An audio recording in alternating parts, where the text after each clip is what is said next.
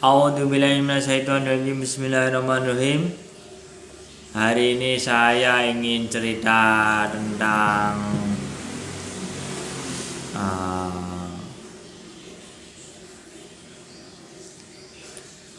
terpecahnya umat Islam.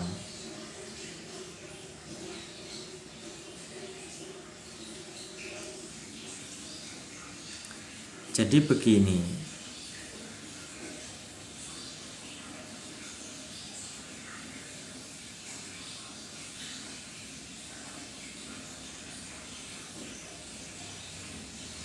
Nabi Muhammad telah menyampaikan,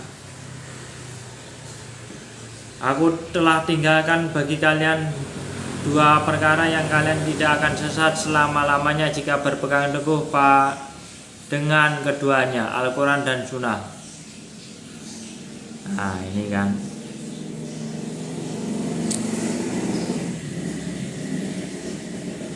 terus begini, umat Yahudi terpecah menjadi 71 golongan. Umat satu golongan masuk surga dan 70 golongan masuk neraka. Umat Nasrani terpecah menjadi 72 golongan, yang 71 masuk neraka dan 1 masuk surga. Demi jiwa Muhammad berada di tangannya, umatku benar-benar akan terpecah menjadi 73 golongan, yang 1 di surga dan 72 golongan di neraka.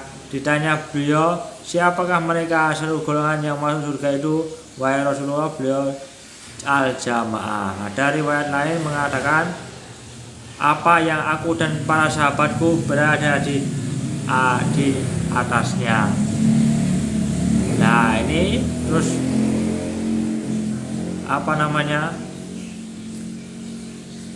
sahabat itu seperti apa, dijelaskan dalam surat At-Taubah ayat 100.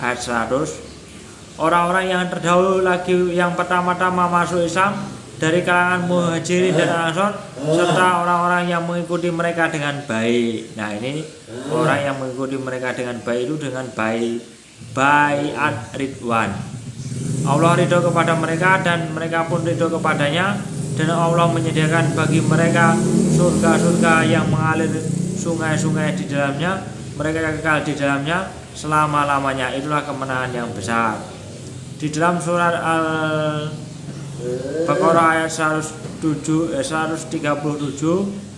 dan jika mereka beriman seperti keimanan kalian, maka sungguh mereka telah mendapat petunjuk ke jalan yang benar. Nah itu. Terus berkenaan dengan 72 golongan umat Islam itu, ada di surat Rum 31.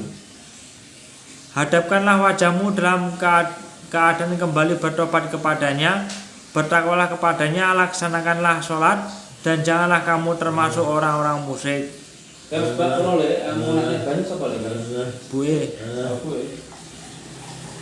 Yaitu orang-orang yang memecah belah agama mereka sehingga menjadi beberapa golongan. Setiap golongan merasa bangga dengan apa yang ada pada mereka. Nah itu.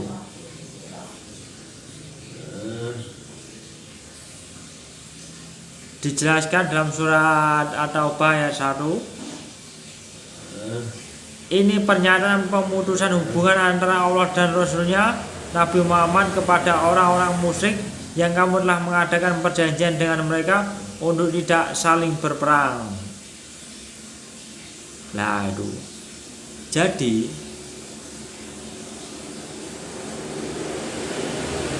orang musyrik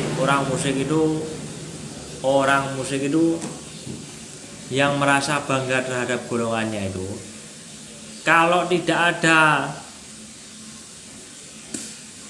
perjanjian damai dengan umat Islam yang firqatun najiyah, maka golongan Islam sendiri, maka itu tidak ada hubungan peperangan. Begitulah kiranya. Tapi kalau ada, tidak ada, kalau di dalam surat At-Taubah ayat 1 ini,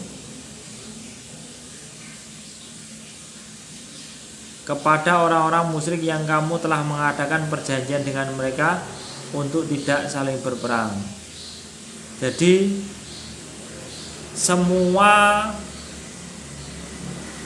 pemutusannya setelah ada perjanjian itu diputus. Jadi ini menyatakan bahwa umat Islam yang satu ini akan memerangi umat Islam yang lain. Kalau menurut surat At-Taubah ayat 1 ini. Jadi keras.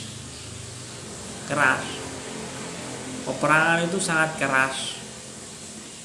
Kalau orang tahu agama itu, dia akan selalu berpikir, kenapa Pak Tony tidak diam menjelaskan agama Islam dengan sungguh-sungguh. Jadi orang yang Firqatun Najiyah itu akan memerangi umat Islam yang lain yang tidak, bahasanya itu yang tidak lurus.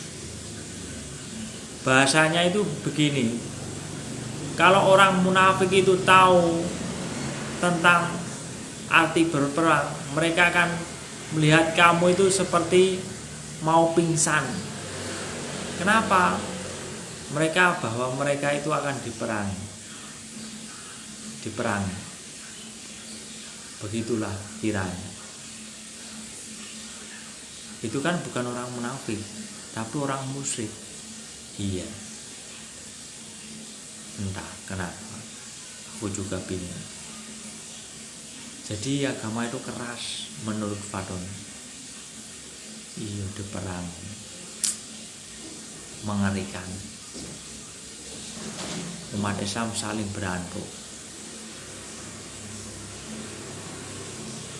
Medeni ya.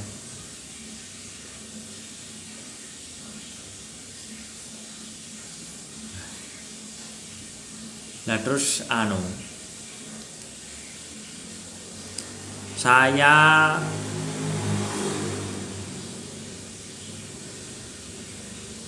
kanan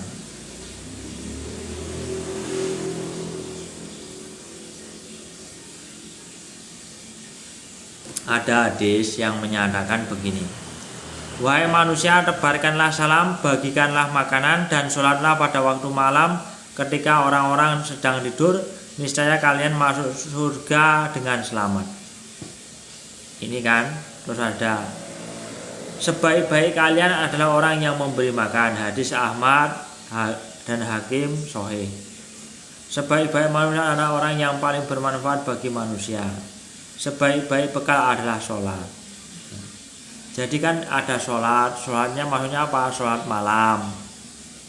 Terus apa? Memberi makan. Kan ini maksud saya, kalau sholat itu sholat malam, ya kan? Kalau memberi makan kan kalau zakat itu kan memberikan makanan pokok di hari Idul Fitri, ya kan? Sebelum hari Idul Fitri kan. Berikanlah makanan pokok sebagaimana kamu makan setiap harinya. Itu kan memberikan makan. Nah, tapi bukan pas waktu hari Idul Fitri, tapi di luar daripada itu memberikan makan. Berarti kan beras, ya kan? Nah, terus sholat apa? Sebaik-baik sholat adalah sholat malam maksudnya, ya kan? Sholat malam maksudnya. Sebaik-baik sholat adalah sholat malam. Sebaik-baik kamu adalah orang yang memberi makan. Maksudnya memberi makan kepada siapa? Orang miskin dan anak yatim. Dua hal itu. Nah, terus selain dari sholat malam apa? Sholat duha. Dua hal. Nah, kalau tebarkan salam, ya saya kurang tahu. kurang tahu. Sebarkan salam ini seharusnya itu menebarkan salam kepada yang dikenal maupun yang tidak dikenal. Kalimatnya seperti itu. Jadi memberikan salam kepada orang yang kamu kenal maupun yang tidak kamu kenal. Nah kalau orang kafir apakah dikasih salam? Tidak. Ya mungkin ada salam tapi cuma assalamualaikum atau bagaimana, saya juga kurang paham. Saya belum mempelajari tentang salam itu. Kalau orang kafir kita memberikan salam itu salamnya seperti apa, saya belum mempelajari sejauh itu. Jadi mungkin itu yang bisa kami sampaikan, bahwa Islam itu sebenarnya keras tapi juga lembut, tapi juga nggak tahu saya harus bagaimana. Mungkin itu, bila ada salahnya kami mohon maaf, kurang lebihnya kami mohon maaf. Assalamualaikum warahmatullahi wabarakatuh. Kalau ada benarnya dari Allah Subhanahu wa taala. Sekian, assalamualaikum.